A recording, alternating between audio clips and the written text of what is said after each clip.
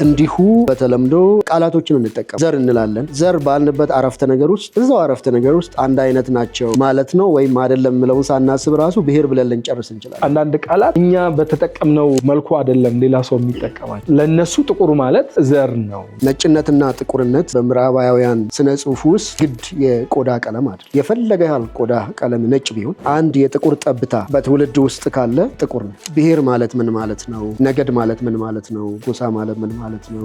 አንድ ናቸው፣ አንድ አይደሉም። እስካሁን ድረስ በመገዳደል በጣም ጀግኖች ነን። ብዙ ታሪክ አለን። አንዳችን ሌላችንን በማጥፋት አንዳችን ሌላችንን አልፈን ለመሄድ በምናደርገው ትግል ውስጥ ቶሎ የሚመጣልን ነገር አንዱ ሰው ዞር ማድረግ፣ አንዱ ሰው ማጥፋት፣ አንዱ ሰው ታች ማድረግ፣ አንዱ ሰው ረግጦ ከፍ ማለት። ከእግዚአብሔር ቃል ውጪ በሆነ ጉዳይ ሳይንስ ግራ ተጋብቷል። ሳይንስ ለምሳሌ ራሳችን እኛ የተለየንን ብለው ራሳቸው እንደ አንድ ማህበረሰብ በሚጠሩ ሰዎች መካከል በተደረገ የጄኔቲክ ሲሚላሪቲ ስተዲዎች ከመመሳሰላቸው ይልቅ ከኛ ውጪ ናቸው ካለው ማህበረሰብ ጋር ያላቸው መቀራረብ የተሻለ ሆኖ ተገኝቷል በአብዛኞቹ ጥናቶች። ይሄ ነገር ግራ አጋቢ ነው። በጣም የተሻለ ስናደርግ ግራ አጋቢ ነው። ጀኒውን እንሁን ከተባልን ደግሞ ኤግዚስት አያደርግም። በቃ ሰውን በዘር የመከፋፈሉ ጉዳይ ምንም አይነት አመክኗዊ ሳይንሳዊ መሰረት የለው።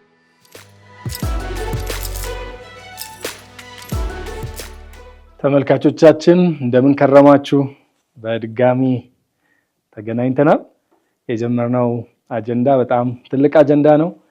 እዚህ አጀንዳ ላይ እንግዲህ ካለፉት ሳምንታት ቀጥለን የምናነሳቸውን ጉዳዮች ለማንሳት ተገናኝተናል። እናንተም በየቤታችሁ በእነዚህ አጀንዳዎች ላይ እየተነጋገራችሁ እንደሆነ ተስፋ አድርጋለሁ። ያነሳነው ማህበራዊ አንድነትና ብዝሃነት የሚል አጀንዳ ነው። አንድ የሚያደርጉን ደግሞ የሚያለያዩን ብዙ የሚያደርጉን ነገሮች ምንድን ናቸው? እንዴት ነው እነዚህ ነገሮች የምናያቸው? መጽሐፍ ቅዱስ ለእነዚህ ነገሮች ምን ይላል? ሳይንሱ ምን ይላል? ታሪክ ምን ይላል? የሚለውን ነገር እያነሳን ለመነጋገር የጀመርነው ርዕስ ነው። በዚህ ምዕራፍ በአጠቃላዩ በዚህ አጀንዳ ላይ የተለያዩ ባለሙያዎችን እየጋበዝን እንነጋገራለን። ለመግቢያ ባለፉት 2 ሳምንታት አብረን የተለያዩ አጀንዳዎችን የመግቢያ የሚሆኑ ነገሮችን አንስተን ከዶክተር ፈይሳ ጋር በቀጣይነት ዛሬ ለመጀመሪያ ያያችሁ ካላችሁ ዶክተርነቱ እንድታውቁ ነው። በዛው እግረ መንገድ ላስታውቀው ብዬ ነው። ይሻላል። ስለዚህ ከፈየው ጋር አብረን ነው የምንሰራው። እንግዲህ አንድ እርምጃ የጋራ ፕሮግራማችን ነው። በጋራ አብረን የምናስተባብረው ፕሮግራም ነው። ግን እዚህ አጀንዳ ላይ ደግሞ በተለያየ መንገድ መግቢያ እየሰጠን መሄድ ተገቢ ነው። ማዕቀፍ ልንሰጥ ይገባል። ቀድመን ከመነጋገራችን ወይም ሌሎች እንግዶችን ከመጋበዛችን በፊት አንዳንድ ምን ማለታችን ነው ስናነሳ፣ ቃላቶችን ስናነሳ የምንጠቀማቸው ቋንቋዎች ምን ማለት ናቸው የሚለውንም ነገር ቀድመን ለመስጠት በዛ ምክንያት 2-3 ሳምንት እኛንን እየተነጋገርን ያለ ነው። እናንተም በየቤታችሁ ይህን ጉዳይ አጀንዳ አድርጋችሁ እንድትነጋገሩ በሰፊው አበረታታለሁ። ጥያቄም ካላችሁ ልክ እንደተለመደው በተጻፈው አድራሻችን ላኩልን። ጥያቄዎቻችሁን ለሚቀጥሉ ባለሙያዎችም እናቀርባለን። እኛም ደግሞ አጀንዳ አድርገን አንስተን እንነጋገርባቸዋለን። ማንኛውም ጥያቄ አንድነትን እንደዚሁም ደግሞ ብዝሃነትን በተመለከተ የምታነሷቸውን ጥያቄዎች ማለት ነው። ስለዚህ ወደ ሀሳባችን ከመግባታችን በፊት ጥቂት የምትለው ነገር ካለ ሰላም በልና ተመልካቾቻችን እንቀጥላለን። እንዴት ነህ? እንዴት ሰነበትክ? ሰላም ነው፣ እግዚአብሔር ይመስገን። ያው ተመልካቾችም እንዴት ሰነበታችሁ? ሳምንት እና ባለፉት ኤፒሶዶች ላይ እንደተነጋገር ነው ይሄ በጣም አስፈላጊ አንገብጋቢ በተለያየ ምክንያት ወደ ጎን የሚባል ብዙ የማንነጋገርበት ግን ደግሞ ብዙ ዋጋ የምንከፍልበት ደፈር ብለን ልንነጋገርበት የሚገባ አዲስም የመነጋገር ባህልን የምንማርበት ትልቅ እድል ነው ለብዙዎቻችን ብዬ አስባለሁኝ።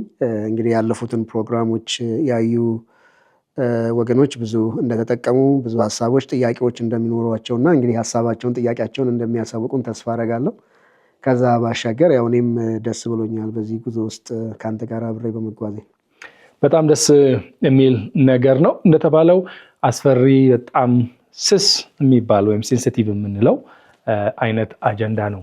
አጀንዳው ብዙ ደፍረን አናወራም። የግጭት ምክንያት ነው። ብዙ ሰው በዛ ምክንያት ይጋጫል ብለን እናስባለን። ከዚህ የተነሳ እናነሳቸውም ብለናል። እንደዚህ አይነት ነገሮችን ማንሳት፣ መነጋገር መጀመር አለብን። አንድ ነገር በጣም ሴንሲቲቭ በሆነ ቁጥር በተነጋገርነው መነጋገር ያስፈራል ባልን ቁጥር ያን ነገር የበለጠ የመነጋገር አስፈላጊነቱ ከፍ ይላል የሚለውን ሀሳብ ባለፈው አንስተናል። ከዛ አንጻር ይህ አጀንዳ መነሳት መነጋገር በጣም ያስፈልጋል የሚለው ነገር ይዘን ነው የመጣ ነው። እንግዲህ ዛሬ በሚኖረን ክፍለ ጊዜያችን ደግሞ የምናነሳቸው ጥያቄዎች ይኖራሉ፣ የምንነጋገርባቸው ጉዳዮች ይኖራሉ። በተለይም በእንደዚህ አይነት ጊዜ ቋንቋዎች በጣም ትልቅ ስፍራ አላቸው። የምንጠቀምባቸው ቋንቋዎች ለመነጋገርም ለመግባባትም በተለይ ንግግር እንዲሁ በግለሰብም ደረጃ እኔና አንተ ቁጭ ብለን ስንነጋገር በከፍተኛ ሁኔታ ክርክር የምናደርግባቸው ነገሮች አንዳንድ ጊዜ በቋንቋ ልዩነት ምክንያት የሚመጣ ክርክር ነው። ቋንቋ ልዩነት ስለ አማርኛና ኦሮምኛ ተናጋሪ መሆን ማለት እንዳልሆነ ግልጽ ነው እያልኩ ያለሁት። ስለ አንድ አጀንዳ እኔ ያለኝ ትርጉም፣ አመለካከት፣ እኔ ውስጥ ያለው ለእኔ የሚገልጥልኝ ነገርና አንተ ጋር ያለው ሀሳብ የሚቃረም በሚሆንበት ጊዜ እኔ እናንተ ከመግባባት ይልቅ ምናልባት አንተ ስለዚህኛው ነገር እያወራን ስለዛኛው ነገር እያወራን ግን አንድ ቃል ስለምንጠቀም ብቻ የምንጨቃጨቅባቸው ሁኔታዎች አሉ። ከዛ ተነስቶ መገፋፋቱም መጠላላቱም የሚያድግበት ሁኔታ ይፈጠራል በንግግሮቻችን መካከል እና ስለ ብዝሃነትና አንድነት ስናወራ በጣም የተለመዱ የሚባሉ እዛ ውስጥ ደጋግሞ የሚነሱ ቃላቶችም አሉ እና ከነዛ አንጻር የቋንቋ በንግግር ላይ ውይይት በማድረግ ላይ አብሮ የማህበረሰብ መስተጋብር ከመፍጠር አንጻር ቋንቋ ያለው ተጽዕኖ ምን አይነት ነው የሚለው ላይ ጥቂት ነገር ብናነሳ። መልካም፣ ጥሩ ሀሳብ ነው ያነሳው ክብሩ። ያው እንደሚታወቀው የሰው ልጅ ከታደሉት መልካም ገጸ በረከቶች አንዱ ቋንቋ ነው፣ ወይም ደግሞ በንግግር ሀሳቡን መግለጽ ነው። ሌላ ሰው የሚናገረውን ደግሞ ሰምቶ መረዳት ነው። ይሄ እንግዲህ በድምፅ በቋንቋ መናገር ለሰው ልጅ ብቻ የተሰጠ አሁን ሰው ሰራሽ አስተውሎቶች እየደገሙት ቢሆንም ለሰው ልጅ በተፈጥሮ የተሰጠ ጸጋ በረከት ነው። ቋንቋ ቅድም እንዳልከው ቃላት፣ ስያሜ፣ ለቃላቶች የምንሰጣቸው ትርጓሜዎች፣ አንድም ቋንቋ በውጭ ያለውን ዓለም በአእምሯችን ውስጥ የምንስልበት መንገድ ነው። የውጭ ያለው ዓለም ምን ይመስላል፣ ምንድን ነው፣ ምንን አይመስልም የሚለውን በልብህ የምትስለው በጽሁፍም ይሁን በንግግር በቃላት ተደርድሮ ቃላት ሐረግን አረፍተ ነገርን እያለ በሚፈጠረው የስነ ቋንቋ ግልጸቶች እንደመሆኑ መጠን ቋንቋ አካባቢህን እንድታውቅ በዙሪያ ያለውን እንድትረዳ የማድረግ አቅም አለው። እንደዚሁም ደግሞ የውስጥህንም ዓለም ደግሞ ለውጭ የሚገልጠው ቋንቋ ነው። በአንድ ጉዳይ ላይ እናንተ ብንወያይ አንተ የምትጠቀማቸው ቃላቶችን፣ የምትሰጣቸው ትንታኔዎችን፣ ለቃላቶች የምትሰጣቸው ትርጉሞችን ተንተርሼ ነው እኔ አንተን ለመረዳት የምሞክረው፣ ከዛ ለአንተ ምላሽ የምሰጠው እና ቋንቋ ስነ ቋንቋ በአጠቃላይ እንግዲህ በዚህ ላይ የዘርፉ ባለሙያዎች ደግሞ ብዙ ልሉን ብዙ ደግሞ ሊያግዙን ይችላሉ፣ ግን ትልቅ ፋይዳ እንዳለው እንረዳለን ማለት ነው። ቋንቋ ስነሳ ደግሞ አብሮ አውድ ይነሳል። የትኛውም ቃል፣ የትኛውም ንግግር፣ የትኛውም ስነ ጽሁፍ የሚዳኘው በአውድ ውስጥ ነው። አንድ ቃል በተለያዩ አውዶች የተለያየ ነገር ማለት ሊሆን ይችላል።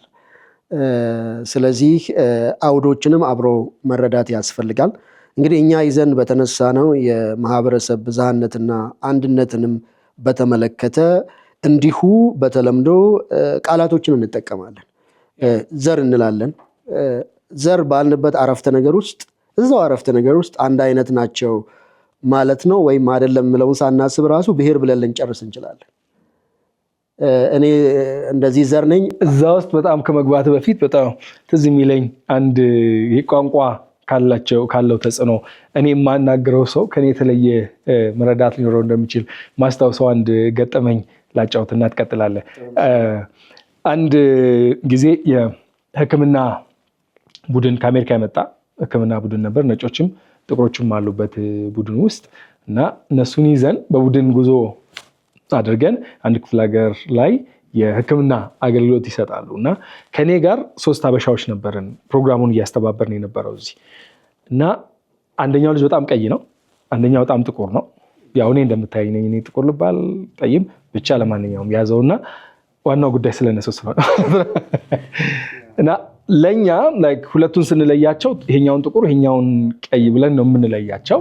ለኛ ኖርማል ወይም ደግሞ ጤናማ ንግግር ነው እሱ። እና እያወራው ስለ ጥቁሩ ጓደኛዬ እያወራሁ ነው ከነጮቹ ጋር ማለት ነው። እነዚህ እየተነጋገርን እሱን የሚመለከት ነገር ሲነሳ ስሙን ስጠራላቸው የትኛው ነው አለኝ ማለት ነው። ከሁለቱ እያዩዋቸው ሁለቱንም ማለት ነው። የሉም ሁለቱ እኛ ጋር ግን ሁለቱንም ያሏቸው። ስለዚህ የምታወራው ስለማን ነው ላይክ የትኛው ልጅ ነው አሉ። አብረን ነው እያስተባበረን ይሄድ ነውና ሁለቱም አልነበሩ።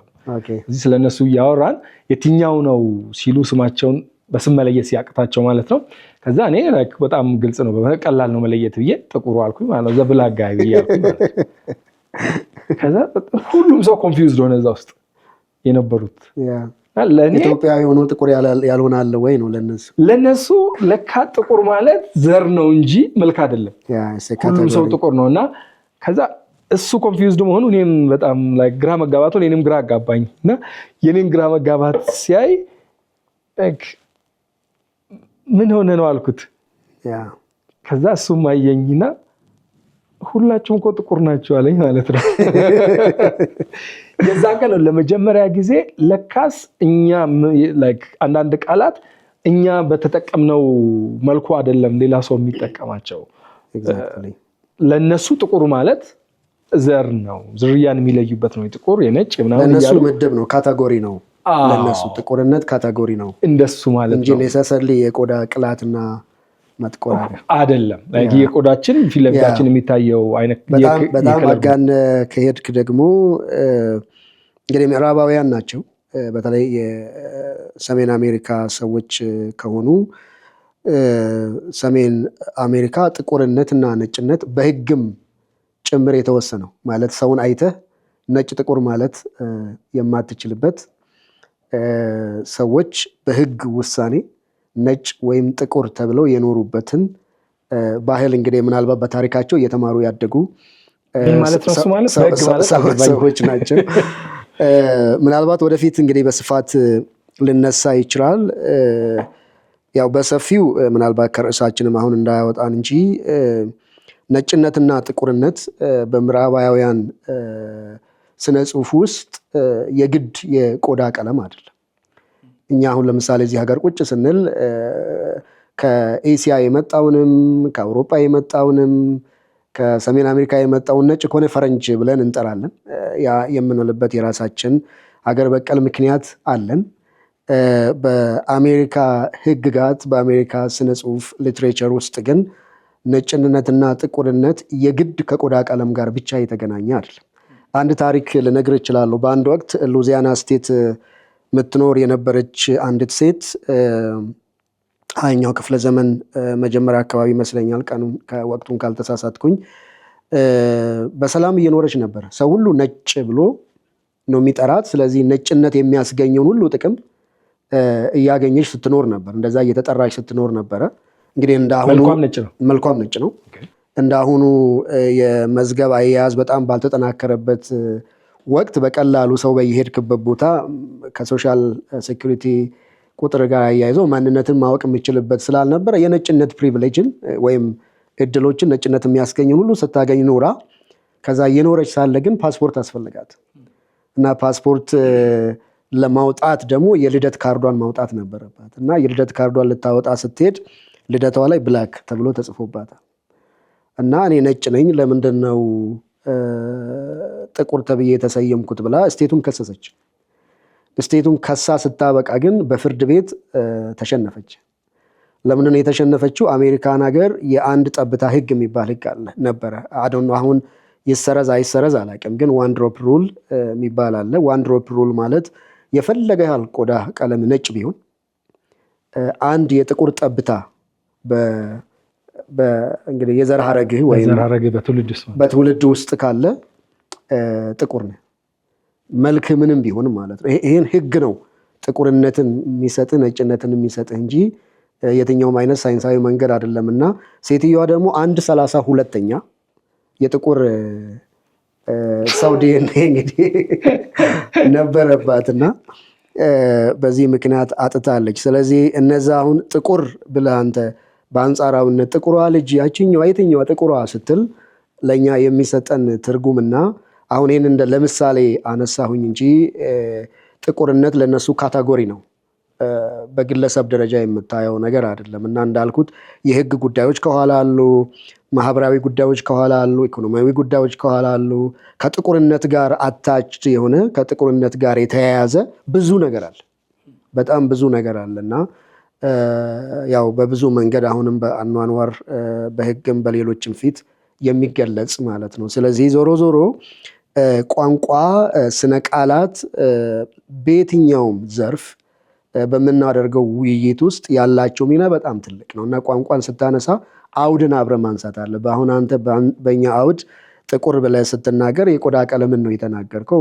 ምናልባት ቁመታቸው በጣም ብለያይ አጭሩ ልትል ትችል ይሆናል፣ ወይ ነጭ የለበሰው ልትል የሆነ ነገር ትላለህ ሰውን ለመለየት። ለነሱ ግን ትርጉሙ ከዚህ የተለየ ሚና አለው ማለት ነው።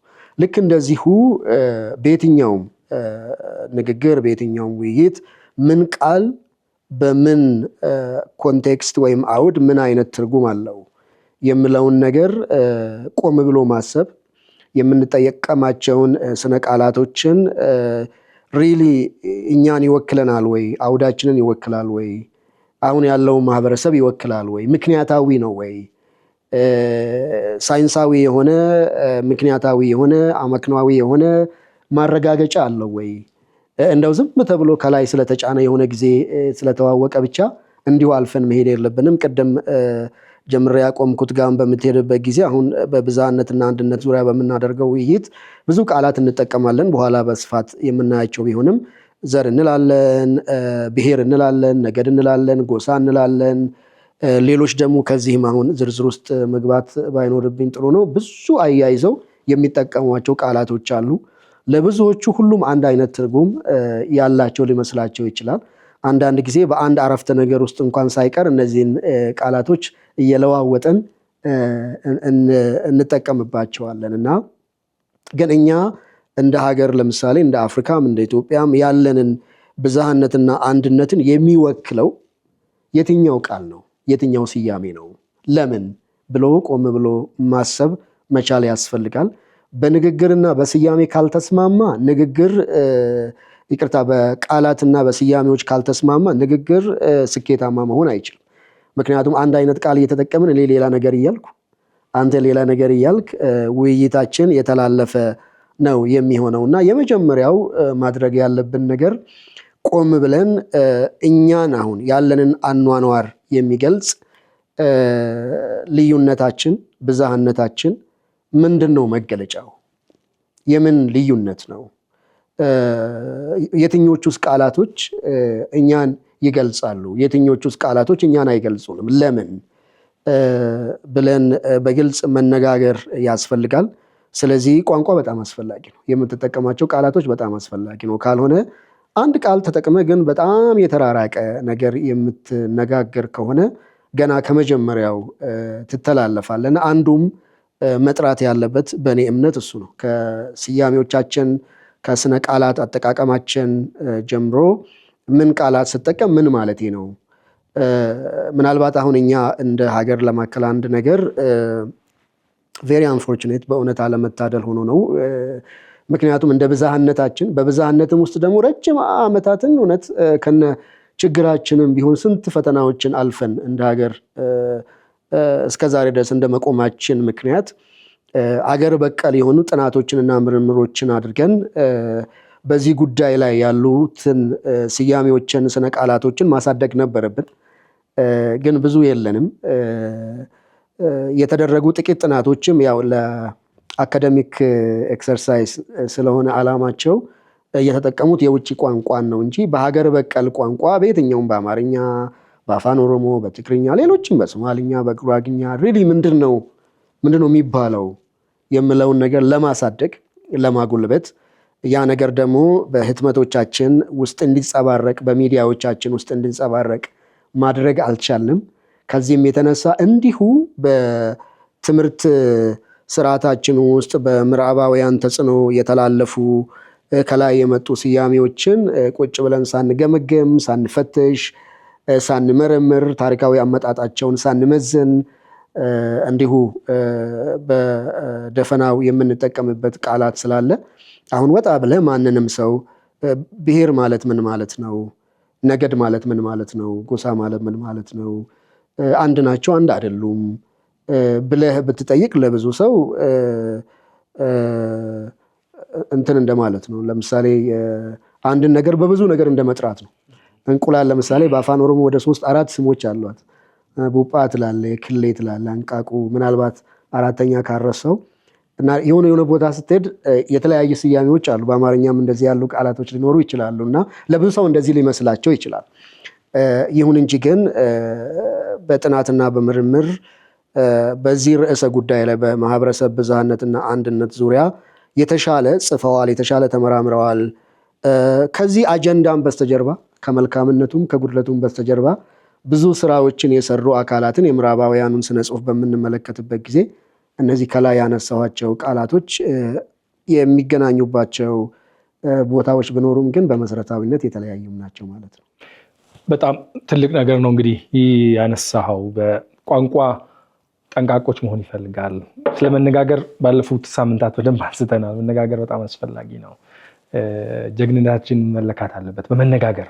አሁን እስካሁን ድረስ በመገዳደል በጣም ጀግኖች ነን። ብዙ ታሪክ አለን። አንዳችን ሌላችን በማጥፋት አንዳችን ሌላችንን አልፈን ለመሄድ በምናደርገው ትግል ውስጥ ቶሎ የሚመጣልን ነገር አንዱን ሰው ዞር ማድረግ፣ አንዱን ሰው ማጥፋት፣ አንዱን ሰው የታች ማድረግ፣ አንዱን ሰው ረግጦ ከፍ ማለት ነው። አሁን ግን ሌላ ጀግንነት መምጣት አለበት። ያን ጀግንነት ደግሞ ቁጭ ብሎ መነጋገር፣ መግባባት፣ እስከ መግባባት ድረስ በደንብ አድርጎ መፋጨት፣ ሀሳብን በደንብ ማፋጨት ያስፈልጋል። ሀሳቦቻችን መፋጨት ሲጀምሩ እኛ ከመፋጨት መጠበቅ አለብን። ከሀሳቦቻችን በተጋጩ ቁጥር እኛ ተራርቀን ድንጋይ የምንወራወር ጠመንጃ የምንታኮስ መሆን ማቆም አለብን።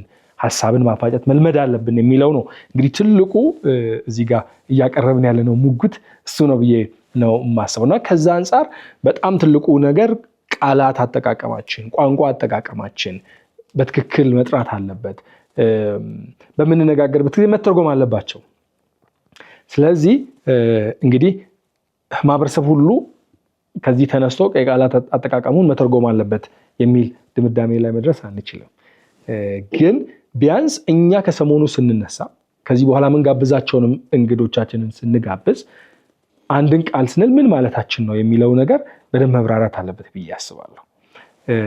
ስለዚህ እነዚህ በተለይ ቅድም ያነሳቸውን ቃላት ምንድነው ትርጓሜያቸው፣ በምን መልኩ ነው መታየት ያለባቸው የሚለውን ነገር ከመጽሐፍ ቅዱስ እይታም ከሳይንስም ከታሪክም እያጣቀስን በተወሰኑ ደረጃዎች ልናነሳቸው ይገባል ብዬ አስባለሁ። እና አንዳንዶቹ ነገሮች ብናነሳ ለምሳሌ ዘር ብለን ስንል ምን እያልን ነው? ስለ ዘር የምንነጋገረው ነገር አሁን ባለው በጣም ብዙ ስነ ጽሁፎቻችን እንዲሁ በተለመደውም የዓለም አውድ ዘር የሚለው ቀለም ጋር በከፍተኛ ሁኔታ ይሄዳል። ጥቁርነት፣ ነጭነት፣ ቢጫ ሌላም እየተባሉ የሚለያዩ ዝርያዎችን ለመጥቀስ ተብሎ የሚል አስተሳሰብ አለ። ባለፈው ጊዜ ለማንሳት እንደሞክር ነው አሁን ላይ ደግሞ እየመጣ ባለው ሳይንሳዊ እይታ አንጻር ዘር የሚባለው ነገር አንድ ነው፣ 2-3 ዘር የለም። ፊቱ ላይ የሚታየው ቀለም የሰውየውን ዘር ሊወስን አይችልም። ከአይናችን እልፍ ብለን የሰውን ዘር ስናየው ሰው ዘር ልዩነት የሌለው ፍጥረት ነው ወደሚል ድምዳሜ የሚሄዱ ነገሮች ደግሞ የሚታዩበት ሁኔታ ነው ያለው። ከዛ አንጻር ትንሽ ነገር ብትለን። ያ ጥሩ ጥያቄ ነው። እንግዲህ ሁለት ነገሮችን ማድረግ ያለብን ይመስለኛል። አንደኛ ለምሳሌ ዘር የሚለው ስያሜ ሀገር በቀል ስያሜ አይደለም። የትኛውም የአፍሪካ ሀገር ከቀኝ ግዛት ቀደም ብሎ ፕሪኮሎኒያል የአፍሪካን ታሪክ በምትመለከትበት ጊዜ በዘር አሁን ባለው ትርጉሙ ማለት ነው፣ አሁን ባለው መታወቂያው በማህበረሰቦች መካከል የዘር ልዩነት አለ ተብሎ በአፍሪካ አይታመንም። በአፍሪካ ቀደም ባሉት ጊዜያቶችም እንዳነሳ ነው ልዩነቶች ሁል ጊዜም ነበሩ። ነገር ግን ልዩነቶቹ ማህበራዊ ልዩነቶች ነበሩ፣ ሶሻል ዲፈረንስ ነበሩ። ልዩነቶቹ ከኢኮኖሚ ጋራ ከሰፈሩባቸው ስፍራዎች ጋራ የተገናኙ ነበሩ። ልዩነቶቹ ምናልባት ከስልጣን ጋራ ነገስታት የመሆን ሌሎች ነገሮች ነበሩ እንጂ የተለያየ የሰው ዘር አለ የሚለው እሳቤ የአፍሪካ ነባር እሳቤ አይደለም። የሀገራችንም ነባር እሳቤ አይደለም። ሲቀጥል ዘር የሚለው ስያሜ በራሱ አሁን ያለበትን ትርጉም ከመያዙ በፊት በጣም ብዙ የትርጉም ለውጥ ውስጥ አልፏል።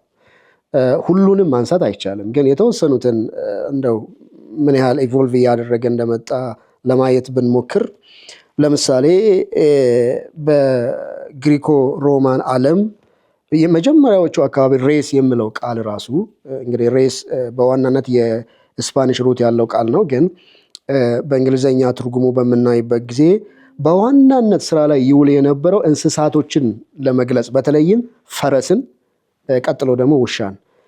ፈረስ በዛ ባህል ውስጥ በጣም በጦርነት የተለያዩ ፈረስን መሰረት ባደረጉ የስፖርት ውድድሮች ትልቅ ቦታ የነበረው ከመሆኑ የተነሳ በእንደዛ አይነት ሌጀንደሪ የሆኑ እነዚህ የተለየ ስም ያላቸው የተለየ ክብር ያላቸው ፈረሶች በውድድር ሜዳ አሸናፊነታቸው፣ በፍጥነታቸው፣ በቅልጥፍናቸው፣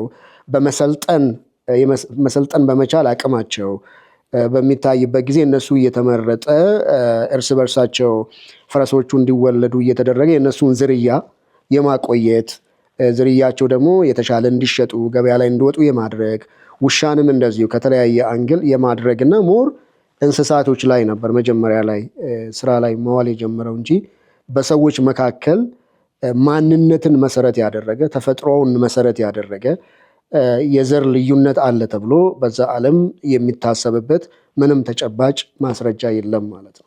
ይሄ ማለት በሰዎች መካከል የሃይራርኪካል የሆነ የመደብ ልዩነት አስተሳሰብ የለም ማለት አይደለም። ግን ያ አስተሳሰብ ለምሳሌ ባርነትን በግሪኮ ሮማን ብትወስድ አንድ መዋቅር ነው። በወቅቱ ኦፊሻል መዋቅር ነው፣ ራሱን የቻለ መዋቅር ነው። ስለዚህ ማንም ሰው ነጭም ሆነ የትኛውም ቆዳ ሆነ በጦርነት ብትሸነፍ ለምሳሌ ባሪያ ልትሆን ትችላለህ በዛ ዓለም ውስጥ እንጂ የግድ ከቆዳ ቀለም ጋር የተገናኘ አልነበረም። ከዛ ቀስ ቀስ ብሎ ደግሞ ወደ መካከለኛው ዘመን በምትመጣበት ጊዜ ትንሽ ሞር አምድምታዎችን ታያለ። እንደዚህ ሞር ከሰው ጋራ ወደ መገናኘት በጣም ያደገ ተብሎ ሊገለጽ የሚችል አይደለም። እስከ አቲንክ 17ኛው ክፍለ ዘመን ድረስ አንዳንድ ህትመቶች መውጣት እስከጀመሩ ድረስ ማለት ነው። እና መጀመሪያ አካባቢ የወጡ ህትመቶች አይ የተለያዩ የሰው ዝርያዎች አሉ ብለው ሰዎችን ወደ 4 ካታጎሪዎች ለመመደብ ጥረት አድርገው ነበር። ምደባውን ግን በምትመለከትበት ጊዜ አርቢትራሪ ነው። ለምሳሌ አውሮፓውያንንና ሰሜን አፍሪካውያንን አንድ ላይ እንደ አንድ ዘር ናቸው የማለት፣ ሰብሳራ አፍሪካን ለብቻ፣ የተወሰነውን የኤሽያ ክፍልን ለብቻ፣ ሌሎችንም ከአውሮፓም የተወሰኑትን ለብቻ፣ ከዛ ደግሞ አንድ ላይ መመደብ የማይችሉ ደግሞ አንድ ቡድን ውስጥ መጠራት የማይችሉ ተብሎ ሌሎች እንዲጠሩ የተደረገበት ሁኔታ አለ ማለት ነው። ግን በጣም ጉልህ ሆኖ መውጣት እንዲጀምር 2 ነገሮች፣ አንደኛ የአውሮፓውያን እንግዲህ በተለይም መጀመሪያዎቹ የ19ኛው ክፍለ ዘመን አካባቢ ከአውሮፓ መውጣት ሲጀምሩ የመንቀሳቀስ እድሎች ሲኖሩ ለመጀመሪያ ጊዜ አውሮፓን የማይመስሉ ሰዎችን ማየት ሲጀምሩ እንግዲህ ወቅቱን ማንሳት ያስፈልጋል። ወቅቱ አውሮፓውያን ቀደም ካለው ከሮም ግዛት ስር ከነበሩበት በዋናነት በተለያየ ብሔር ተደራጅቶ ይኖሩበት ከነበረው በተለይም በዛ አኗኗር ውስጥ በአንድም በነገስታት ሞናርኪክ የሆነ መዋቅር ነው የነበረው። ከዛ የፊውዳል ስርዓት ነው የነበረው። በዛ ትግል ውስጥ አልፈው ራሳቸውን እንግዲህ ነፃ ሀገር ብለው ሰይመው፣ ነፃ ሀገር ብሎ መሰየም ብቻ ደግሞ ሳይሆን የአውሮፓ ስልጣኔ በደንብ እየወጣ እየታየ የወጣበት ጊዜ ነው የነበረው። የአውሮፓ ስልጣኔ ደግሞ እንዳለመታደል ሆኖ ብዙዎች እንደጻፉበት እንደ አንድ አካባቢ ስልጣኔ ተደርጎ አይደለም የታየው። ማለት አውሮፓም ስልጣኔ አለ፣ ኤሲያም አለ፣ አፍሪካም አለ ተብሎ ሳይሆን የአውሮፓ ስልጣኔ ብቸኛው ስልጣኔዎች ሁሉ የሚዳኝበት ዳኛ፣ ብቸኛው ስልጣኔዎች ሁሉ የሚመዘኑበት ሚዛን የስልጣኔ ቱምቢ ወይም ደግሞ የስልጣኔ መነጽር ሆኖ ነው የቀረበው። ከዛ ስልጣኔ ያፈነገጠ ነገር እንደ ሙሉ የማይታይበት እንደ ጎደሎ የሚታይበት ከዛ የተለየ ባህል ያላቸው አለባበስ ያላቸው የግድ በህንፃዎች ውስጥ ሳይሆን በጫካም በተለያየ የሚኖሩ ማህበረሰቦችን አለባበሳቸውም ከነሱ የተለየ ምናልባትም ከፊል እርቃን የሚኖሩ ማህበረሰቦችን በሚያዩበት ጊዜ ይሄ ማህበረሰብ እንዲኖር ያደረገው ምንድነው? እሴቱ ምንድነው? ባህሪው ምንድነው? ስልጣኔው ምንድነው ብሎ ለማጥናት ሳይሆን ሊትራሊ ከአውሮፓ ስልጣኔ ያፈነገጠ በመሆኑ ምክንያት እንደኛ መሆን አለባቸው ብለው ነው ያሰቡት አውሮፓውያኑ። ከዛ ደግሞ የቻርልስ ዳርዊን ዘ ስፔሺስ ህትመት ደግሞ ታክሎበት የዝግመተ ለውጥ እሳቤ ወደ ማህበረሰብም ገባና ከዛ እነዚህ የተለያየ ቦታ ላይ አፍሪካ ላይ፣ ኤሲያ ላይ፣ ደቡብ አሜሪካ ላይ ያገኟቸው የማህበረሰብ ክፍሎች ገና በዝግመተ ለውጥ ውስጥ እያለፉ ያሉ እንደ አውሮፓውያኑ ግን ያልሆኑ ማህበረሰቦች እንደሆኑ እያዩ በሚመጡበት ጊዜ ሬስ የምለው ወይም ሰዎችን በዘር የመከፋፈሉ ሂደት በደንብ ይፋ መሆን ጀመረ ማለት ነው። ስለዚህ ቅድም አንተ እንዳልከው መሰረታዊ እሳቤው የዘር የምለው እሳቤ ሰዎች በተፈጥሯቸው የተለያዩ ናቸው። ባዮሎጂካል ዲፈረንስ አላቸው። መገለጫዎቹ ቅድም እንዳልከው የቆዳ ቀለም ነው፣ የፊት ቅርጽ ነው፣ የአይን ሌሎች አካላዊ ቅርጽ ናቸው። ያ ሆነ ማለት ነው። ይሄኛው እንግዲህ ሰውን በዘር ከፋፍሎ ዘር አለ የሚለው እሳቤ ሁለት ቻሌንጅ ገጠመው። በአንድ በኩል እንግዲህ አውሮፓውያኑ መቼም ክርስትናን ለሁለተኛ ጊዜም ቢሆን ወደ አፍሪካ ይዘው እንደመምጣታቸው ቢሆንም ያው ክርስትና ከአፍሪካ ወደ አውሮፓ እንደሄደ የቤተ ክርስቲያን ታሪክ ያስተምራል። ነገር ግን ለሁለተኛ ጊዜ ይዘው የመጡትም ቢሆኑ መቼም መጽሐፍ ቅዱስን የሚያነቡ ክርስቲያኖች እንደመሆናቸው መጠን እግዚአብሔር አዳምና ሔዋን የሚባሉ ሁለት ሰዎችን እንደፈጠረ የተቀረው የሰው ልጅ ሁሉ ከነሱ እንደተገኘ የሚያምኑ እንደመሆናቸው መጠን ከነሱ የተገኘውን ሰው በማንነት መበላለጥ የተለያየ የሰው ዘር አለ ብሎ በመጽሐፍ ቅዱሳዊ ሙግት ያንን ሐሳብ መሞገት በጣም አስቸጋሪ ነው። ምንም አይነት አመክንዮአዊ የሆነ ምክንያት ልታቀርብለት አትችልም። የምር በእግዚአብሔር ቃል የምታምን ከሆነ አንድ የሰው ዘር አለ። ያም አንድ የሰው ዘር ከአዳምና ከሔዋን የተገኘ ነው። የእግዚአብሔር ቃል በግልጽ ዓለምን ሁሉ የሞላው ከነሱ የተገኘው የሰው ልጅ እንደሆነ ያም ደግሞ የማንዴት እንደሆነ እግዚአብሔር ብዙ ተባዙ ምድርንም ሙሏት የሚለው የእግዚአብሔር ትእዛዝ አካል እንደሆነ የእግዚአብሔር ቃል ያስተምራል። ስለዚህ ይሄ ቻሌንጅ ገጠመው። ሁለተኛው በተለይም እንግዲህ ከ19ኛው 20ኛው መጨረሻ አካባቢና የ21ኛው ክፍለ ዘመን መግቢያ አካባቢ ደግሞ ስትደርስ የጄኔቲክ ስተዲ ሁለት የተለያዩ 3፣ 4፣ 5 ብለን ልንገልጻቸው የምንችላቸው የሰው ዘሮች መኖራቸው ማረጋገጥ አልቻለም። ይልቁኑ የሰው ልጅ ሁሉ የትም ይኑር የተሳሰረ የተገናኘ ሳምንትም ቀደም ባሉትም ጊዜያቶች አንተ እንዳነሳኸው 99% የተሳሰርን የተገናኘን ሰዎች መሆናችንን አሳየ ማለት ነው። ስለዚህ በሳይንቲስቶችና በፖለቲከኞች መካከል ግልጽ ሹክቻ ተፈጠረ ማለት ነው። ፖለቲከኞች የዘር ካቴጎሪን ፈጥረዋል። እንደዚህ አይነት ዘር አለ፣ እንደዛ አይነት ዘር አለ፣ እንደዛ አይነት ዘር አለ፣ እንደዛ አይነት ዘር አለ ብለዋል። ወይም የተፈጠረውን ተቀብለዋል ፈጥረዋል ብዬ ነው የማምነው። ምክንያቱም ሬዝ ሂውመን ክሬሽን ነው። እግዚአብሔር ሰውን ፈጠረ፣ ሰዎች ደግሞ ዘርን ፈጠሩ ብዬ አምናለሁ። ያው አቋሜንም ግልጽ ለማድረግ ስለዚህ ዘር የሚለውን ካቴጎሪ እነሱ ፈጠሩ። ሰዎች ማለት ሳይሆን ፖለቲከኞች ስላልክ ነው። እኔ ከፖለቲከኞች ይልቅ ምናልባት በዛ ዘመንም ቅድም ያልካቸው ዘርን በእይታ ላይ ተመስርተው የጻፉ ጸሐፊዎች፣ በዘመኑ ላይ ተቀባይነት የነበራቸው ምሁራን የሚባሉ ሰዎች የጻፏቸው ሊትሬቸሮች ወደ አፍሪካም ሲመጡ ደግሞ አፍሪካውያንን ሲያዩ፣ ኤዥያውያንን ሲያዩ እነዚህማ እኛን ያክል ሰው አይደሉም ዳርዊንን ጨምሮ ማለት ነው። እንግዲህ ዓለም ላይ አሉ የምንላቸው የሳይንስ ሰዎች ናቸው ብለን የምንቀበላቸውም ሰዎች ሳይቀሩ እዚህ ላይ ኮንትሪቢዩት አላደረጉም ወይ? አሁን መጥቶ በዘመናዊ ሰዎች በመለው ከተግባባን ይበቃል።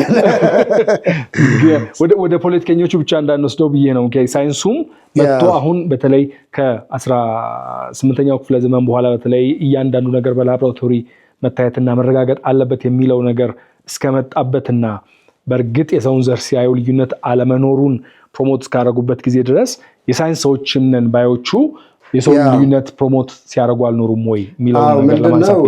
እሱ ትንሽ አወያየናል።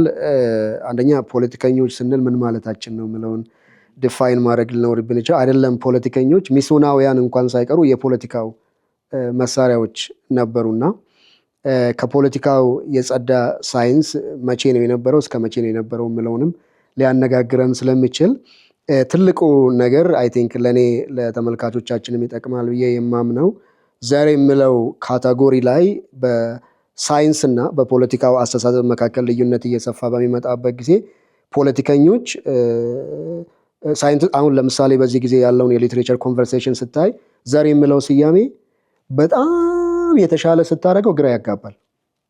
በጣም የተሻለ ስታደርገው በጣም ነው ግራ የሚያጋባው። ምክንያቱም ክብሩ አሁን አንተ ጄኔቲካሊ ብትጠና የሆነ ነገር በጣም ቀላል የማይባል ፐርሰንት ከኤሲያ ነው፣ ቀላል የማይባል ፐርሰንት ከአውሮፓ ነው። የሆነ ነገር ከዛ ነው ነገር ከዛ እና እኔ ማን ነኝ፣ ከየት ነኝ፣ እንዴት ነኝ ብለህ ስትመልስ ልብ የሚያሳርፍ መልስ ልታገኝ የምትችለው ከእግዚአብሔር ቃል ብቻ።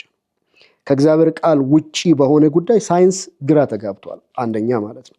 ሁለተኛ ሳይንስ ለምሳሌ ራሳችን እኛ የተለየነን ብለው ራሳቸው እንደ አንድ ማህበረሰብ በሚጠሩ ሰዎች መካከል በተደረገ የጄኔቲክ ሲሚላሪቲ ስተዲዎች ከመመሳሰላቸው ይልቅ ከሌላ እነሱ ከኛ ውጪ ናቸው ካለው ማህበረሰብ ጋር ያላቸው መቀራረብ የተሻለ ሆኖ ተገኝቷል በአብዛኞቹ ጥናቶች። ምን ማለት ነው? ለምሳሌ አንድ ብሔር እኔ እንደዚህ አይነት ብሔር ነኝ፣ የተለየ ደም አለኝ፣ የተለየ ዲኤንኤ አለኝ የምለውን ምን ያህል ሪሊ ይቀራረባሉ ብለህ የነዛን ሰዎች የዲኤንኤ መመሳሰል ስታጠና እርስ በርሳቸው ያላቸው መመሳሰል ይልቁኑ ከኛ ውጪ ናቸው ካሉት ሰዎች የበለጠ የተራራቀ ነው። በእነዚህና በብዙ ሌሎች የሳይንስ ግኝቶች ምክንያት ኮንክሉሲቭሊ የተለያየ ዘር አለ ብሎ መደምደም ስላልተቻለ ይሄ ነገር ግራ አጋቢ ነው። በጣም የተሻለ ስናደርግ ግራ አጋቢ ነው።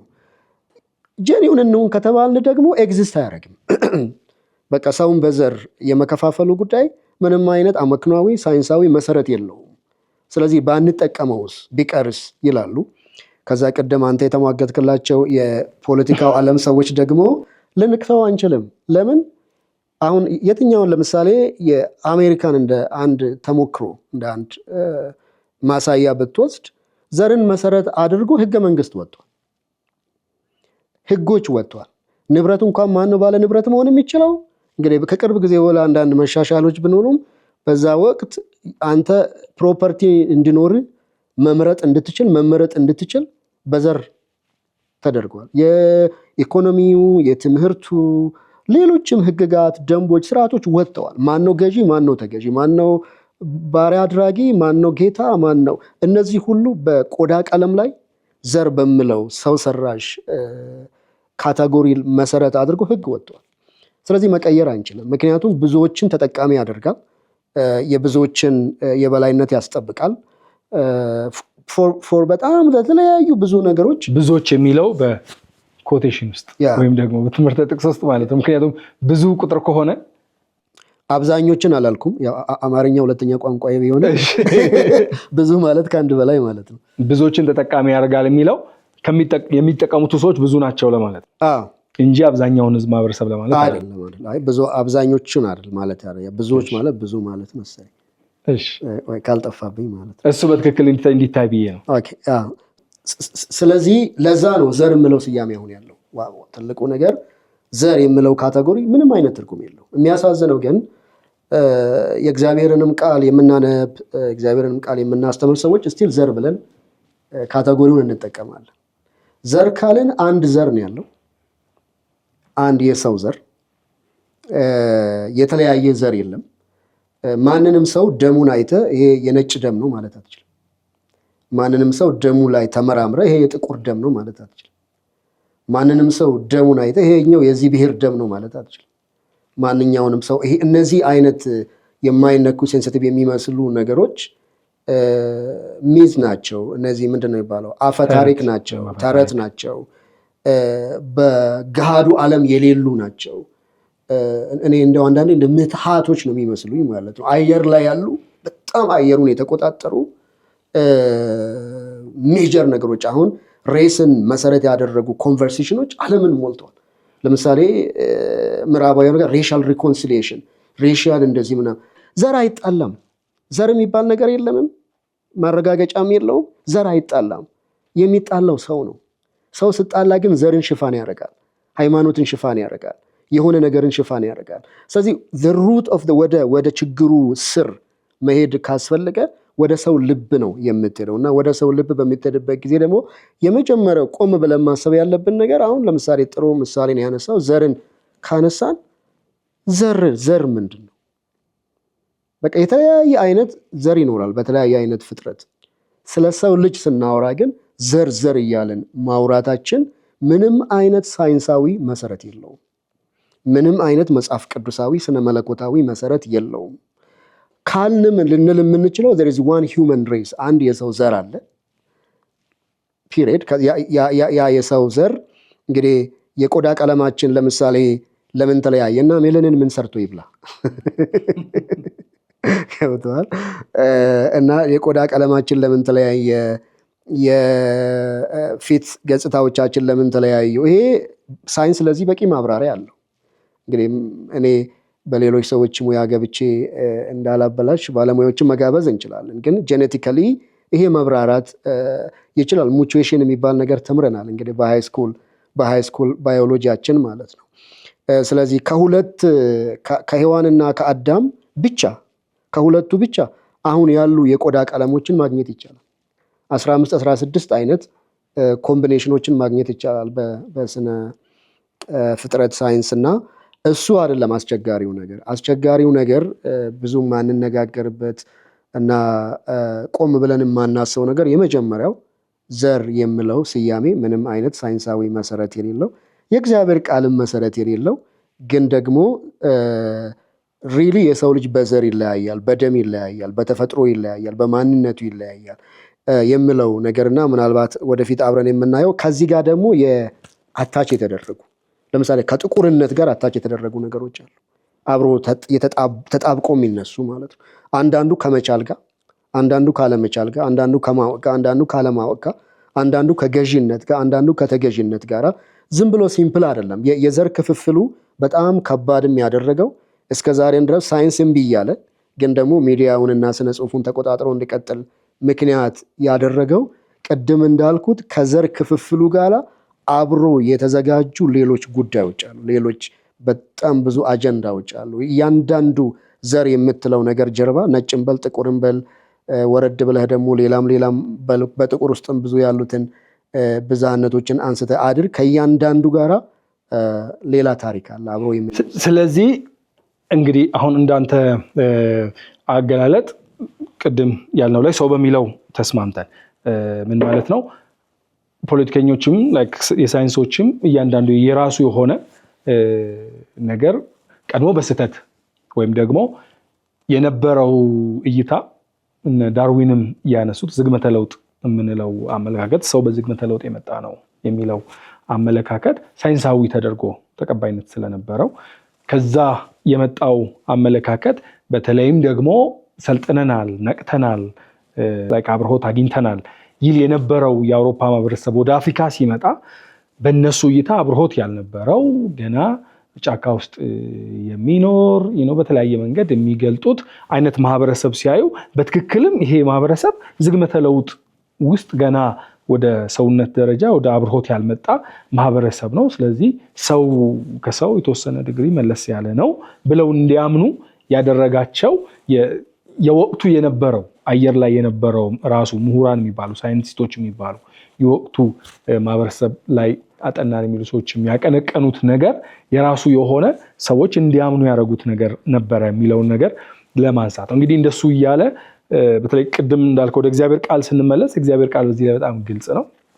በኋላም ለነሱም ግጭት የፈጠረባቸው ነው ብዬ የማስበው ያንን ይዘው የመጡት አመለካከት ከአብሮት ጋር መጣ የሚባለው አመለካከት እና መጽሐፍ ቅዱስ ደግሞ የሚነግራቸው እውነት ሁላችንም የአንድ ቤተሰብ ልጆች ነን የሚለው ነገር መቀበል በራሱ በጣም ከፍተኛ ትግል እንደነበረው ልናየውና ልናነሳው የምንችለው ነው። እንግዲህ በሂደት አሁን ደግሞ በደንብ ሳይንሱ በተለይም ምርምሮቹ ወደ ሳይንሳዊ ይሄ ምንድነው የሚባለው በላቦራቶሪ የሚጣሩ የሚታዩ የሚረጋገጡ ነገሮች ላይ እየተደገፈ በመጣ ቁጥር ደግሞ ቀድሞ ሀሳብ የነበሩ ቀድሞ አንድ ሰው በደንብ ማሰብ ይችላል ሲባል የሚገምታቸውን ነገሮች ሳይንስ ነው ብለን እንቀበል የነበሩ ነገሮችን አልነበሩም አይደሉም እያለ ዲስፕሩቭ እያደረገ እነዛን ነገሮች እያመከነ ነው የመጣው ሳይንስ እድገቱ እንደሱ ነው። እና ከዛ አንጻር አሁን ላይ በደረሰው ደረጃ ላይ ደርሰን የለም የዘር ልዩነት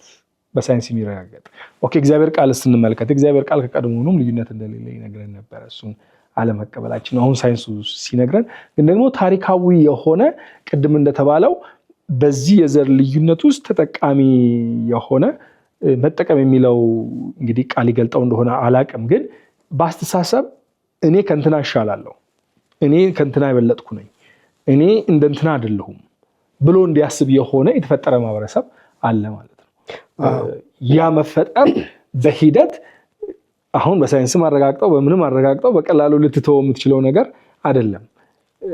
እኛም ሀገር አንዱ የሚያጋጨን ነገር በደንብ አድርገህ ስትመለከተው እሱ እኮ ነው። እኔ ከእንትና የተሻልኩ ነኝ፣ እኔ ከእንትና የበለጠ የሰለጠንኩ ነኝ፣ እኔ ከእንትና አስተሳሰብ ይሻላል፣ ጀግንነቴ ይሻላል፣ እንትኔ ይሻላል፣ በእንትን ይሻላለሁ ብለን ስለምናስብ አንዳችን ሌላችንን የምናይበት መንገድ እንደ ማህበረሰብ እንደ የአካባቢያችን አንዱ ሌላውን አክብረን ያንዱ ስልጣኔ ያንዱ እይታ ኦኬ በእኛ እይታ መዳኘት የለበትም የምንልበት ሳይሆን ልክ ከአውሮፓውያን በወረስነው መንገድ በተለይም ጥቂት ተማርን የምንል እና ፊደል ቆጠርን የምንል ሰዎች በተቻለ መጠን እኛ እንካተትበታለን የምንለውን ማህበረሰብ የተሻለ አድርጎ የማሳየት ትግል ውስጥ የገባን ይመስለኛል። እድሎችን ስናገኝ 1 2 3 ብለን የሆኑ ማሳያዎችን ቆጥረን እነዛ ነገሮች ተጠቅመን የሌላውን ወደ ታች ለማየት ሌላውን ሰው ለመናቅና እኛ ወጣንበት የምንለው ማህበረሰብ ከፍ አድርገን ለማየት የምናደርገው ጥረት ግጭቶቻችንን የበለጠ እያጋጋለው የመጣ ከዛ አልፎ እኔ አንዳንድ ሰዎች መድረክ ላይም ሲናገሩ ሰምቻለሁ፣ እንደዚህ በውይይቶችም ሲናገሩ የሰማኋቸው አሁን ባለንበት ኢትዮጵያ ውስጥ እንኳን ባለው አሁን ኦሮሞ፣ አማራ፣ ጉራጌ፣ ትግሬ ብለህ በምትለየው ማህበረሰብ ውስጥ እንኳን የዘር ልዩነት እንዳለ የሚያምኑ በደም የተለያየን እንደሆነን የሚያምኑ የኔ ደም እንትን ነው ብለው የሚያምኑ ሰዎች እንዳሉ ለመረዳት ችያለሁ። እና ሰዎች በዛ አንጻር ቆም ብለው ማየት አለባቸው። በተለይ መጽሐፍ ቅዱስን ቅድም እንዳነሳ ነው መጽሐፍ ቅዱስን ለሚያምን ሰው እንደዚህ አይነት ልዩነት ሊኖር ይችላል ወይ አለ ወይ ከተለያየ ዘር ነው ወይ የመጣ ነው ብለን ስለ መጽሐፍ ቅዱስ በግልጽ የሚነግረን የዘር የሚባል ልዩነት የለንም። ከአንድ አባት ከአንድ እናት የመጣነን አይደለም። እዚህ ከምንኖር ኢትዮጵያ ውስጥ ከምንኖረው በብሔር ደረጃ ልዩነት አለን ብለን ከምንላቸው ሰዎች ሳይሆን ነጭ ከምንለውም ሰውዬ ጋር፣ ጥቁርም ከምንለው ሰውዬ ጋር፣ አረብም ከምንለው ሰውዬ ጋር የአንድ አባት ልጆች ነን የሚለውን ነገር ቆም ብሎ ማየት ማመን፣ ሲያልፍም ወረድ ብለን ታሪክ የሰው ልጅ አመጣጥ ታሪክም የሚነግረን እነሆ ጋር ነው አይደል የሚመጣው በባህር ወይም ደግሞ በውሃ ጥፋት እግዚአብሔር ምድርን ካጠፋ በኋላ የኖህ ልጆች ናቸው የተለያየ አቅጣጫ ሄዱ ብለን አሁን ዓለም ላይ ያለውን መበታተን ከኖህ አንጻር ነው ብዙ የሚታየውና እዛም ጋር ስንመጣ የአንድ አባት ልጆች ነን። ወደዛም ሄዱት ወደዚህ የሚሄዱት ወደ ምስራቅም ሰሜንም ምዕራብም ደቡብም የመጡት የኖህ ልጆች ናቸው። ስለዚህ ሁላችንም የአዳምና የሔዋን ልጆች ነን። ከዛ ስንመለስ ደግሞ የኖህ ልጆች ነን እና አንድ የሚያደርገን ነገር ነው መጽሐፍ ቅዱስ ውስጥ በደንብ ልናይ የምንችለው ታሪክም አንጻር በደንብ ካየ ነው ታሪክም የሚነግረን እንደዚህ አይነት አንድነት ከቃላትም አንጻር ስለሆነ እንግዲህ እየተነጋገርን ያለ ነው። በጣም ጥሩ ሀሳብ ነው ያነሳኸው። እንግዲህ የሚጀምረው ዘር የምለው ስያሜ፣ ዘር የምለው ምድብ፣ ዘር የምለው ፍረጃ ሀገር በቀል ፍረጃ አይደለም። ከዛ ነው የምትጀምረው ማለት ነው። የትኛውም የአፍሪካ አካባቢ ከቅኝ ገዢዎች አፍሪካን ከመርገጣቸው በፊት አፍሪካ ዘር በምለው ቃሉ ላይ አይደለም። አሁን ቃሉ በዚህ ዘመን በወከለው ስያሜ ገብቶ ዘር ማለት ተፈጥሯዊ የሆነ መበላለጥ፣ ተፈጥሯዊ የሆነ የበላይነትና የበታችነት በሚያመለክት መልኩ ባለው በዛሬ ትርጓሜው አፍሪካውያን በዘር ክፍፍል ውስጥ ራሳቸውን አስተዳድረው አያውቁም። ለምሳሌ በጣም ጥቁር አሻራ ካረፈባቸው የአህጉራችን ሀገር አንዷ ሩዋንዳ ናት አይደል?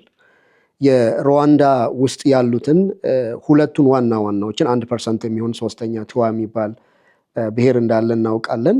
ሁለቱን ግን የቱትሲንና የኡቱን ታሪክ በምትመለከትበት ጊዜ ጀርመን እዛ ምድር ከመርገጧ በፊት የጀርመን ቅኝ ግዛት ስር ከመውደቃቸው በፊት ቤልጅየም በኋላ ነው ጀርመን እስከ ሁለተኛው ዓለም ጦርነት እስከተሸነፈችበት ጊዜ ድረስ ጀርመን ነበረች የምታስተዳድረው እና ጀርመን እዛ ከመድረሷ በፊት እነዚህ ሁለቱ ጎሳዎች አልፎ አልፎ ግጭት ሊኖር ይችላሉ፣ ግን ማህበራዊ ቡድኖች ናቸው የነበሩት። ኢኮኖሚክ ኤንድ ሶሻል ግሩፖች ናቸው የነበሩት። ሌላ አጀንዳ የላቸውም። አንዱ በዋናነት አንዳቸው በግብርና አንዳቸው በዋናነት ከብት በማርባት ነው የሚተዳደሩት። ስለዚህ ከብት እንትኔን በላብኝ ሊሆን ይችላል። አንተ ብዙ እንደው በሀገራችን አድርገን ለሂውመርም እንዲሆንን አንተ ብዙ ጤፍ አምርተ ከየኔን ወተት እየጠጣ ለምን ጤፍ አትሰጠኝም ሊሆን ይችላል። የኢኮኖሚ ግጭት ሊኖር ይችላል። የወሰን ግጭት ሊኖር ይችላል። የድንበር ግጭት ሊኖር ይችላል። በሁለታቸው መካከል ግን እኔ ካንተ በልጣለሁ፣ እኔ ካንተ ይሻላለሁ የሚል የመበላለጥን መሰረት ያደረገ የዘር ጽንሰ ሐሳብ እዛ ማህበረሰብ መካከል ፈጽሞ አልነበረም። ጀርመናውያን ሲመጡ ግን ያደረጉት ጀምረው እነሱ አቋርጠው ቤልጅማውያን በደንብ ያሳልጡት ነገር ምንድን ነው?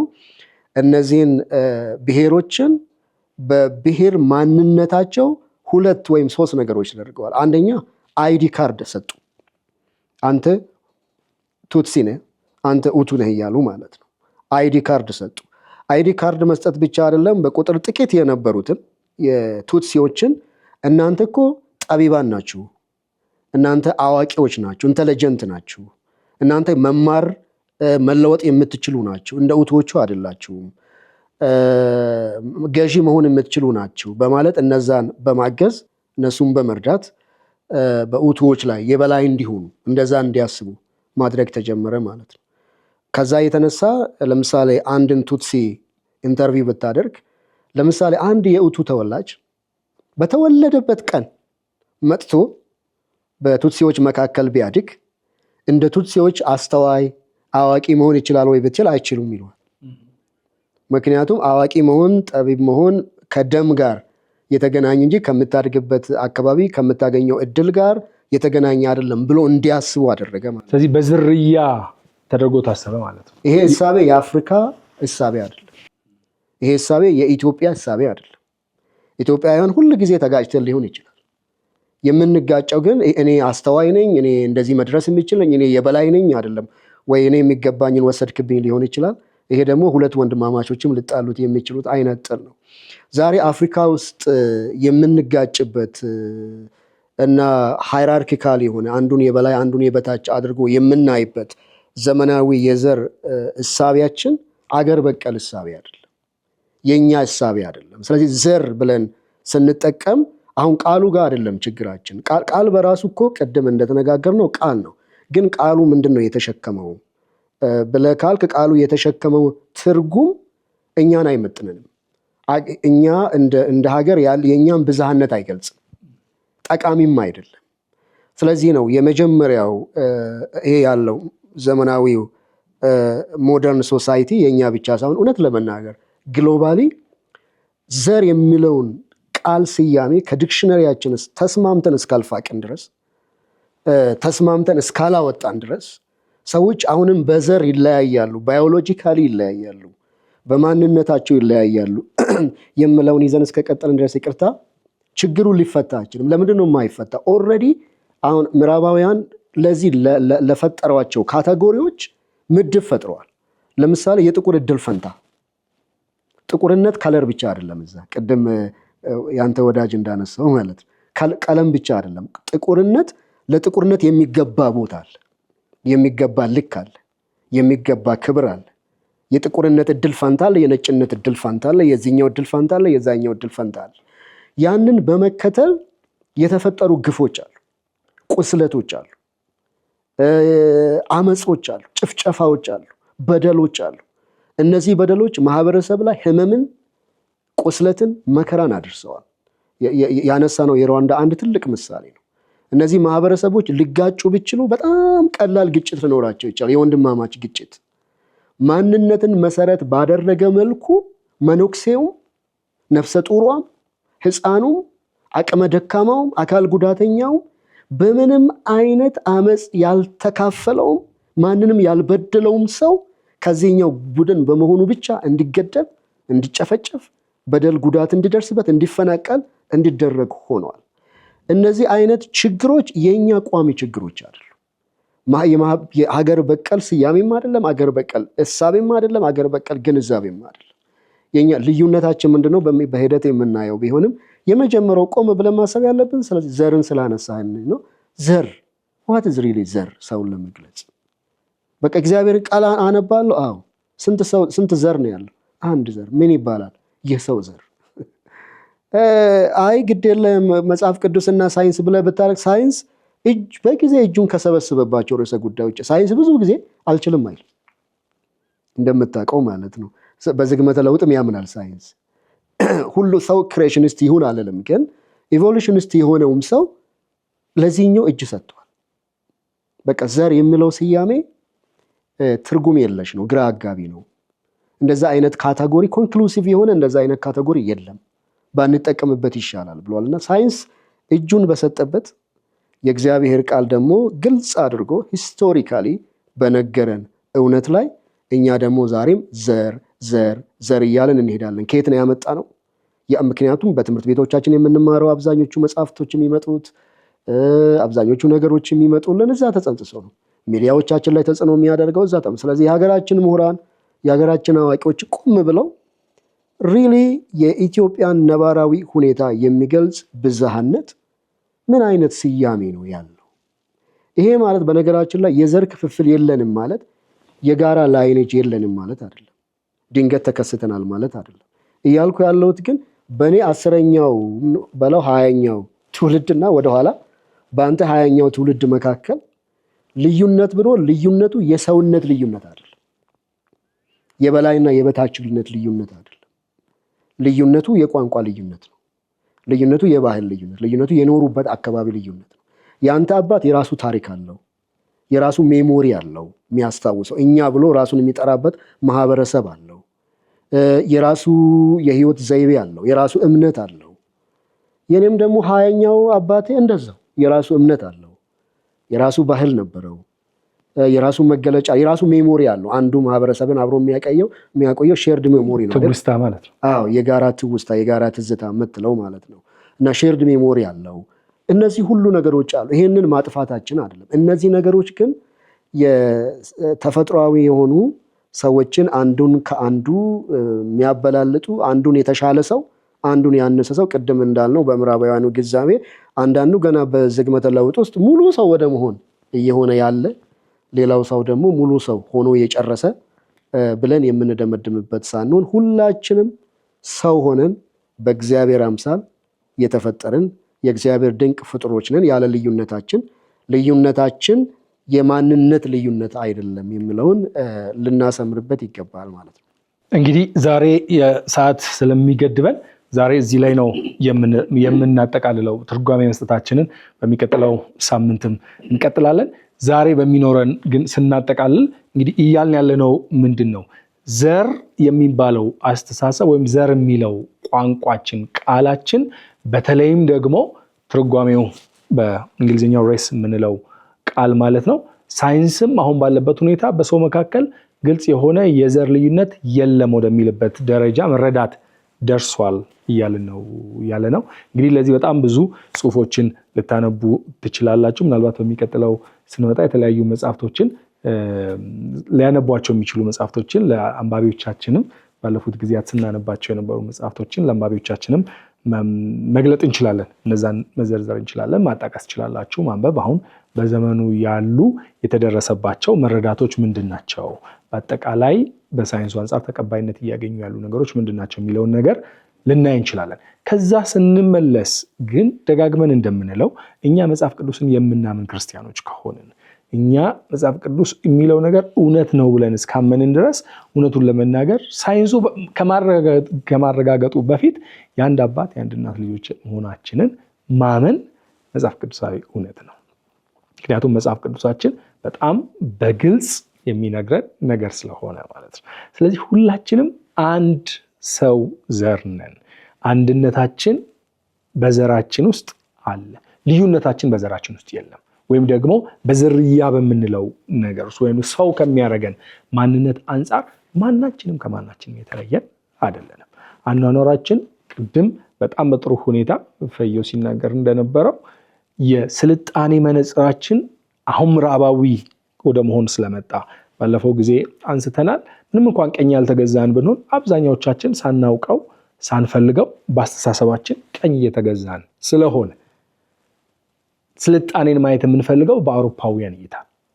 ከዚህ የተነሳ አንዱ የሰለጠነ አንዱ ያልሰለጠነ፣ አንዱ የተነሳ አንዱ ያልተነሳ፣ አንዱ ደረሰ አንዱ ያልደረሰ ብለን ራሳችንን የምንለይባቸው ሁኔታዎች እኛ መካከል እንዳሉ የታወቀ ነው። ይሁን እንጂ ቆም ብለን መጠየቅ ያለብን ነገር አሁን እውነት እንደምናስበው የዘር ልዩነት አለ ወይ ካልን የለም ነው መልሱ ማለት ነው። ስለዚህ እሱን ይዘን ይህንን ሳምንት እናጠቃልላለን። ጥያቄዎች ካሉን ባለፈው እንዳልነው ከዚህ በስክሪኑ ላይ በሚሄደው አድራሻ ጻፉልን። እነዛ ጥያቄዎች ላይ እንነጋገራለን። ሌሎችም ባለሙያዎች በተለይም የማህበረሰብ ጥናት ላይ የሰሩ አንትሮፖሎጂስቶችን እንደዚሁም ደግሞ ሶሺዮሎጂስቶችን እንጋብዛለን። የስነ መለኮት ምሁራንን እንጋብዛለን፣ እንነጋገራለን። ለዛሬ ከሰዓት አንጻር እዚህ ጋር መቋጨት ስላለብን በጣም እናመሰግናለን። ሰላም ቆዩልን።